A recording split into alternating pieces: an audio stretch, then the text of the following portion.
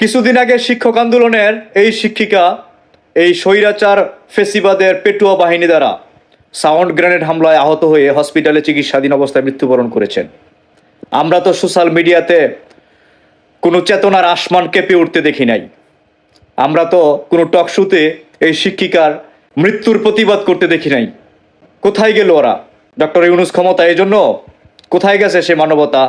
এখন আর কারো আসমান কাঁপে না, না? মনে আছে নিশ্চয়ই 2010 সালের সেই চানখারপুলের আপনার ওই নিমতলির অগ্নিকাণ্ডের ঘটনা। মা বাবা পরিবার পরিজন সবাইকে হারিয়ে নিঃস্ব হয়ে 3 মেয়েকে আমাদের প্রধানমন্ত্রী শেখ হাসিনা নিজের মেয়ে বানিয়ে দায়িত্ব নিয়েছেন এবং গণভবনে তাদেরকে বিয়ে পর্যন্ত দিয়েছেন।